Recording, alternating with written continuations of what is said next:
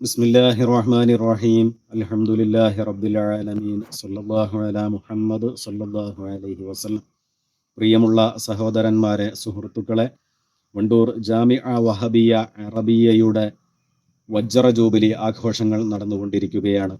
അതിൻ്റെ ഭാഗമായി സമഗ്രമായി ഇസ്ലാമിനെ പരിചയപ്പെടുത്തുന്ന 60 ഓൺലൈൻ പ്രഭാഷണങ്ങൾ തീരുമാനിക്കപ്പെട്ടിട്ടുള്ളതിൻ്റെ 7ാമത്തെ എപ്പിസോഡിലാണ് നമ്മളുള്ളത്. ഇസ്ലാമിനെ അള്ളാഹു സുബ്ഹാനഹു വ തആല അവതരിപ്പിച്ചത് മുഹമ്മദ് മുസ്തഫ സല്ലല്ലാഹു അലൈഹി വസല്ലമ തങ്ങളിൽ കൂടിയായതുകൊണ്ട് മുത്തുനബി തങ്ങളെ ഹ്രസ്വമായി പരിചയപ്പെടുത്തുക എന്നതാണ് ഈ സംസാരത്തിൻ്റെ ലക്ഷ്യം.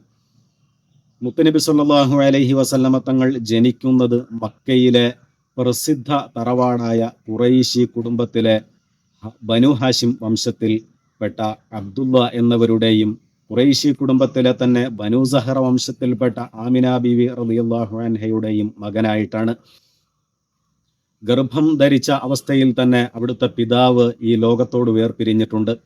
പിന്നീട് നബി സല്ലല്ലാഹു അലൈഹി വസല്ലമ തങ്ങളെ വളർത്തുന്നത് 6 വയസ്സുവരെ മാതാവും, പിന്നീട് മാതാവ് നബി സല്ലല്ലാഹു അലൈഹി വസല്ലമ തങ്ങളുടെ പിതാവിൻ്റെ ഖബർ കാണുന്നതിനും ബന്ധുക്കളെ സന്ദർശിക്കുന്നതിനുമായി മദീന യാത്ര പോകുമ്പോൾ അവിടെ വച്ച് മരണപ്പെടുകയും അതിനുശേഷം വെല്ലുപ്പയായ അബ്ദുൽ മുത്തലിബുമാണ് വളർത്തുന്നത്. 2 വർഷത്തോളം കഴിഞ്ഞപ്പോൾ അബ്ദുൽ മുത്തലിബിൻ്റെ മരണശേഷം നബി സല്ലല്ലാഹു അലൈഹി വസല്ലമ തങ്ങളുടെ മൂത്താപ്പയായ അബൂ ത്വാലിബിൻ്റെ സംരക്ഷണയിലാണ് നബി സല്ലല്ലാഹു അലൈഹി വസല്ലം തങ്ങൾ വളർന്നു വന്നത്. അങ്ങനെ ആ ജീവിതത്തിനിടയിൽ നബി സല്ലല്ലാഹു അലൈഹി വസല്ലമ തങ്ങൾ കച്ചവട ആവശ്യാർത്ഥവും മറ്റുമായി ഷാമിലേക്കും മറ്റു പല സ്ഥലങ്ങളിലേക്കും പോവുകയും ജീവിതത്തിൻ്റെ ബാലപാഠങ്ങൾ നുകരുകയും ചെയ്തിട്ടുണ്ട്. ഏതാണ്ട് 25 വയസ്സായപ്പോൾ അബൂ ത്വാലിബിൻ്റെ കച്ചവടങ്ങളൊക്കെ ക്ഷയിച്ച സമയത്ത് കച്ചവടത്തിന് നബി തങ്ങളോട് പോകാൻ ആവശ്യപ്പെടുകയും ഖദീജ ബീവി റളിയല്ലാഹു അൻഹയുടെ കച്ചവട സംഘത്തിൽ മൈസറത്തിനൊപ്പം നബി തങ്ങൾ ഷാമിലേക്ക് കച്ചവടത്തിന് പോവുകയും ചെയ്തു.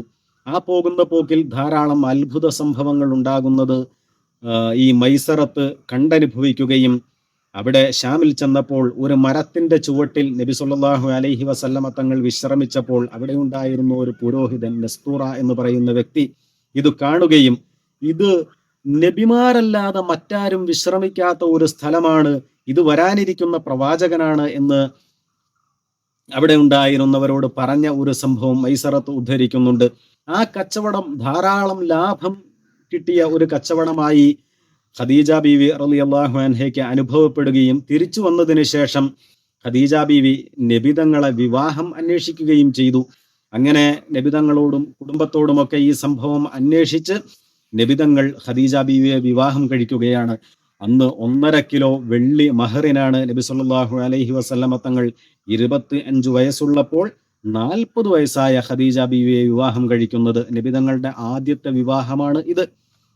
ഇതിനുശേഷം ആകെ നബി സല്ലല്ലാഹു അലൈഹി വസല്ലമ തങ്ങൾ 15 വിവാഹം ചെയ്തിട്ടുണ്ട്.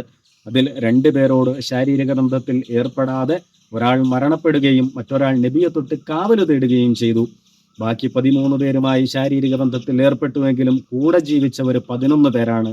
അതിൽ തന്നെ നബിതങ്ങൾ വഫാത്താകുമ്പോൾ 9 പേരാണ് ഉള്ളത്. നബിതങ്ങൾക്കാകെയുള്ള മക്കള് 7 പേരാണ്. അതിൽ 3 ആൺമക്കളും 4 പെൺമക്കളുമാണ് മുത്തുനബി സല്ലല്ലാഹു അലൈഹി വസല്ലമ തങ്ങളുടെ മക്കളുള്ളത്. ആൺമക്കളെയെല്ലാം ചെറുപ്പത്തിൽ തന്നെ അല്ലാഹു സുബ്ഹാനഹു വ തആല അവന്റെ ലോകത്തേക്ക് തിരിച്ചു വിളിച്ചിട്ടുണ്ട്. പെൺമക്കളിൽ തന്നെ ഫാത്തിമ ബീവിയിൽ കൂടിയാണ് നബിതങ്ങളുടെ പരമ്പര നിലനിൽക്കുന്നത്. മഹാനായ അലി റളിയല്ലാഹു തആല അൻഹു ആണ് ഫാത്തിമ ബീവിയെ വിവാഹം ചെയ്തത്.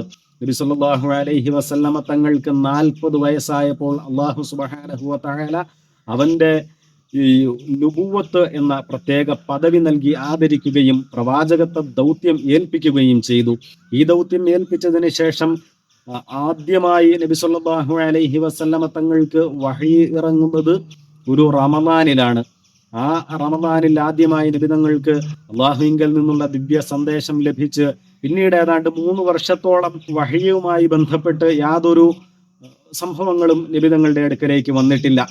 പിന്നീട് 3 വർഷങ്ങൾക്ക് ശേഷം മഹാനായ മുഖറബുൽ അംലാക്ക് മലക്ക് ജിബ്രീൽ അലൈഹിസ്സലാം തങ്ങളുടെ അടുക്കൽ വരികയും വഹിയിന്റെ പിന്നീടുള്ള ഭാഗങ്ങൾ അല്ലാഹുവിങ്കൽ നിന്ന് അവതരിപ്പിച്ചു കൊടുക്കുകയും ചെയ്തിട്ടുണ്ട്. ഏതാണ്ട് 24,000-ഓളം പ്രാവശ്യം നബി സല്ലല്ലാഹു അലൈഹി വസല്ലമ തങ്ങളുടെ അടുക്കൽ ജിബ്രീൽ അലൈഹിസ്സലാം വന്നിട്ടുണ്ട്.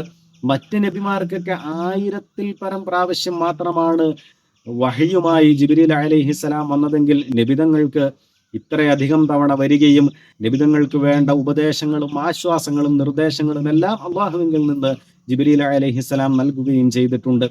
നബിതങ്ങൾ പരസ്യമായി പ്രബോധനത്തിന് മക്കയിലേക്ക് ഇറങ്ങിയപ്പോൾ ഇത് തള്ളിക്കളയേണ്ട വാക്കുകളാണ്, ഇത് ഉൾക്കൊള്ളാൻ കഴിയാത്തതാണ് എന്ന് പറഞ്ഞുകൊണ്ട് മക്കയിലെ പ്രമുഖരെല്ലാവരും, മക്കയിലെ പലരും നബിതങ്ങളെ ആട്ടിയോടിക്കുകയും നബിതങ്ങളെ ഉപദ്രവിക്കുകയും ചെയ്ത പല പ്രശ്നങ്ങളും ഉണ്ടായപ്പോൾ നുബുവത്തിന്റെ 10-ാം വർഷം അള്ളാഹുവിന്റെ പ്രത്യേകമായ അനുമതിയോടുകൂടി നബിതങ്ങളുടെ സഖാക്കളിൽ പലരും നബിതങ്ങൾ തന്നെയും ഹിജറ പോവുകയാണ്. നബിതങ്ങൾ ഒരു വിഭാഗം സ്വഹാബാക്കളെ എത്യോപ്യയിലേക്ക് ഹിജറയ്ക്ക് പറഞ്ഞയച്ചപ്പോൾ അള്ളാഹുവിന്റെ പ്രത്യേകമായ നിർദ്ദേശപ്രകാരം, അള്ളാഹുവിന്റെ പ്രത്യേകമായ സമ്മതപ്രകാരം മുഹമ്മദ് മുസ്തഫ സല്ലല്ലാഹു അലൈഹി വസല്ലമ തങ്ങൾ അവിടുത്തെ സന്തത സഹചാരിയായ ഏറ്റവും പ്രിയപ്പെട്ട കൂട്ടുകാരനായ അബൂബക്കർ സിദ്ദീഖ് റളിയല്ലാഹു അൻഹുവിനോട് കൂടെ മദീനയിലേക്ക് ഹിജറ പോയി. ആ ഹിജറയ്ക്ക് ശേഷമാണ് വഹയുമായി ബന്ധപ്പെട്ട് നബിതങ്ങൾ ഈ ദീനിൽ പ്രവർത്തിക്കേണ്ടുന്ന, ഈ ദീനിൽ ആചരിക്കേണ്ടുന്ന ആചാരങ്ങളും അനുഷ്ഠാനങ്ങളും ഒക്കെയായി ബന്ധപ്പെട്ട് ഏറ്റവും പ്രധാനപ്പെട്ട പല സംഭവങ്ങളും ഇറങ്ങിയിട്ടുള്ളത്. ഇങ്ങനെ മദീന ജീവിതത്തിൽ നബി സല്ലല്ലാഹു അലൈഹി വസല്ലമ തങ്ങൾ ഈ സമൂഹത്തിന് വേണ്ട നിർദ്ദേശങ്ങളും ഉപദേശങ്ങളും ഈ ദീനിന്റെ പ്രധാനപ്പെട്ട ഭാഗങ്ങളും അള്ളാഹുവിന്റെ നിർദ്ദേശപ്രകാരം, അവന്റെ വഹയ്യ് പ്രകാരം നമുക്ക് പഠിപ്പിച്ചു തന്നിട്ടുണ്ട്. ശേഷം നബി സല്ലല്ലാഹു അലൈഹി വസല്ലമ തങ്ങളുടെ ജീവിതത്തിൽ പല സംഭവങ്ങളും ഉണ്ടാകുന്നുണ്ട്. ബദർ യുദ്ധം എന്ന് പറയുന്ന ഏറ്റവും പ്രധാനമായ സംഭവം ഉണ്ടാകുന്നത് ഇതിന് ശേഷമാണ്. നബിതങ്ങളുമായി ബന്ധപ്പെട്ട് നമ്മൾ പഠിക്കുമ്പോൾ നബിതങ്ങളുടെ ഹജ്ജത്തുൽ വദാ എന്ന് പറയുന്നതും ഈ മദീനയിൽ വന്നതിന് ശേഷം നബിതങ്ങൾ പിന്നീട് പോയി ചെയ്യുന്നതാണ്. ആ ഹജ്ജത്തുൽ വദാഇൽ വച്ചാണ് അള്ളാഹുവിന്റെ ഈ ദീൻ നമുക്ക് പൂർത്തീകരിച്ചു തന്നു എന്നുള്ള പ്രഖ്യാപനവും, ഏറ്റവും പ്രധാനപ്പെട്ട മാനുഷികമായി ഒരു സമൂഹം നിലനിൽക്കുമ്പോൾ എങ്ങനെ നിലനിൽക്കണം എന്നതുമായി ബന്ധപ്പെട്ട് ഏറ്റവും പ്രധാനപ്പെട്ട കൽപ്പനകളും നിർദ്ദേശങ്ങളും അള്ളാഹുവിന്റെ റസൂല് വയ്ക്കുന്നതും ഈ ഹജ്ജത്തുൽ വദാഇലാണ്. അങ്ങനെ ഹജ്ജത്തുൽ വദാഇ കഴിഞ്ഞ നബി സല്ലല്ലാഹു അലൈഹി വസല്ലമ തങ്ങൾ തിരിച്ച് മദീനയിലേക്ക് പോവുകയും സഫർ മാസത്തിൽ രോഗബാധിതനാവുകയും ചെയ്തു. ആ സഫർ മാസം ഒരു പനി വന്ന് കിടപ്പിലായ നബി സല്ലല്ലാഹു അലൈഹി വസല്ലമ തങ്ങൾ, ഈ പനി വരുന്നത് അവിടുത്തെ വഫാത്തുമായി ബന്ധപ്പെട്ട രോഗമാണ്. അങ്ങനെ ആ പനി വന്ന് പിന്നീട് വന്ന റബീഉൽ അവ്വൽ 12-ന് തിങ്കളാഴ്ച അവിടുന്ന് ഈ ലോകത്തോട് വിട പറയുകയാണ്. അവിടുന്ന് സ്വഹാബാക്കൾക്ക് വേണ്ട നിർദ്ദേശങ്ങൾ നൽകിയിട്ടുണ്ട്. ആ സ്വഹാബാക്കള് നമസ്കാരത്തിന് വേണ്ടി നിൽക്കുമ്പോൾ അവിടുത്തെ പള്ളിയുടെ ചേർന്നുള്ള ആയിഷ ബീവിയുടെ റൂമിലാണ് അവിടുന്ന് വഫാത്തിന് വേണ്ടി അല്ലാഹു തആല തീരുമാനിക്കപ്പെട്ടിട്ടുള്ള സ്ഥലം. ആ ആയിഷ ബീവിയുടെ റൂമിന്റെ വിരിപ്പ് അവിടുന്ന് മാറ്റിയിട്ട് അന്ന് സുബഹി നമസ്കാരം നടക്കുമ്പോൾ വിരിപ്പ് മാറ്റിയ പള്ളിയിലേക്ക് നോക്കുകയും അവർ നമസ്കാരത്തിന് നിൽക്കുന്നതും അബൂബക്കർ സിദ്ദീഖ് റളിയല്ലാഹു അൻഹു ആ നമസ്കാരത്തിന് നേതൃത്വം നൽകുന്നതൊക്കെ അള്ളാഹുവിന്റെ റസൂല് നോക്കിക്കണ്ട് പിന്നീട് റൂമിലേക്ക് തിരിച്ചുപോയി ആയിഷ ബീവിയുടെ മാരടത്തിലേക്ക് ചാഞ്ഞു കിടന്ന് അവിടുന്ന് വഫാത്താവുകയാണ്. അവിടുന്ന് വഫാത്താകുമ്പോൾ റബീഉൽ അവ്വൽ 12-നാണ്. 63 വയസ്സ് മുത്തുനബി സ്വല്ലല്ലാഹു അലൈഹി വസല്ലമ തങ്ങൾക്ക് ഉണ്ട്. അവിടുത്തെ ചില പ്രത്യേകതകളും ചില സംഭവങ്ങളുമൊക്കെ നമ്മൾ ശരിക്കും ശ്രദ്ധിക്കുകയും പഠിക്കുകയും വേണം. ശാരീരികമായി ഏറ്റവും സൗന്ദര്യമുള്ള ആളായിരുന്നു ഹബീബായ മുഹമ്മദ് മുസ്തഫ സല്ലല്ലാഹു അലൈഹി വസല്ലം തങ്ങൾ. ഇങ്ങനെ ഒരു നേതാവിനെയും ലോകത്ത് അയക്കപ്പെട്ടിട്ടില്ല, ഇങ്ങനെ ഒരു നേതാവിനെയും ലോകത്ത് പഠിപ്പിക്കപ്പെട്ടിട്ടില്ല. ആ നേതാവിൻ്റെ എല്ലാം വരച്ചു വയ്ക്കപ്പെട്ടിട്ടുണ്ട്. നബിതങ്ങളുടെ പല്ലുകളിൽ ഏറ്റവും സുന്ദരമായ തിളങ്ങി നിൽക്കുന്ന പല്ലുകളായിരുന്നു.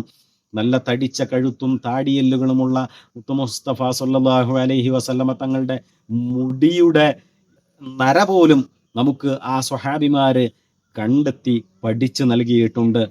വളരെ കുറഞ്ഞ രോമങ്ങൾ മാത്രമാണ് നബിതങ്ങളുടെ നരച്ചിട്ടുണ്ടായിരുന്നുള്ളൂ. അതുതന്നെ എണ്ണ തേച്ച് മിനുക്കി ചീകി വച്ചാൽ കാണാത്ത രീതിയിൽ സുന്ദരമായ മുടികൾ. അവിടുന്ന് ചിലപ്പോൾ ചെവിയുടെ താഴെ ഒപ്പത്തിന് നിർത്തി മുടി വെട്ടും, ചിലപ്പോൾ നീട്ടി ചുമലല് വരെ ആ മുടി നീട്ടി വളർത്തും. രണ്ടായി പിളർത്ത് ചീകി വയ്ക്കുന്നവരാണ് അവിടുത്തെ മുടികൾ.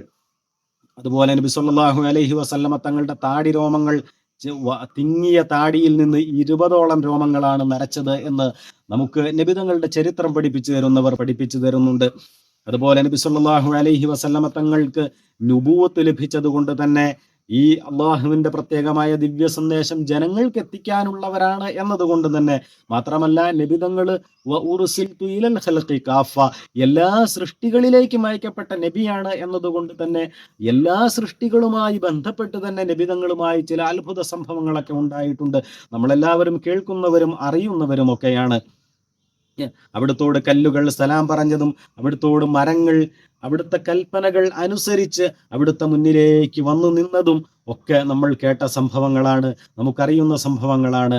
ഇതെല്ലാം നബി എന്ന രീതിയിൽ എല്ലാ സൃഷ്ടികളിലേക്കും അയക്കപ്പെട്ട നബി ആയതുകൊണ്ട് എല്ലാ സൃഷ്ടികളിൽ നിന്നും ഉള്ള ആ നബിയോടുള്ള ഐക്യദാർഢ്യം പ്രഖ്യാപിക്കപ്പെടുന്ന ആ സംഭവങ്ങളും നബിതങ്ങളുടെ മുഅ്ജിസത്തുമാണ്.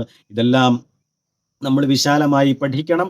ഹബീബായ നബി സല്ലല്ലാഹു അലൈഹി വസല്ലമ തങ്ങളെ സമഗ്രമായി പഠിക്കുന്നതിന് വേണ്ടി നമ്മൾ നമ്മുടെ സമയം ഉപയോഗപ്പെടുത്തണം. ഈ പ്രഭാഷണം 60 പ്രഭാഷണങ്ങൾ വണ്ടൂർ ജാമിഅ വഹബിയ അറബിയയുടെ ഈ വജ്ര ജൂബിലിയുമായി ബന്ധപ്പെട്ട് ഒരുക്കിയിട്ടുണ്ട്. ഇസ്ലാമിനെ സമഗ്രമായി പഠിക്കുവാൻ നിങ്ങൾ ഈ പ്രഭാഷണങ്ങൾ എല്ലാം സാഗൂതം ശ്രവിക്കണം എന്ന് ഓർമ്മപ്പെടുത്തി ഈ ചാനൽ, ഇത് ജാമിഅ വഹബിയ അറബിയയുടെ ചാനലാണ്, ഇത് സബ്സ്ക്രൈബ് ചെയ്യണം എന്ന് വിനയത്തോടെ നിങ്ങളോട് ഓർമ്മപ്പെടുത്തി നിർത്തട്ടെ. വൽഹംദുലില്ലാഹി റബ്ബിൽ ആലമീൻ.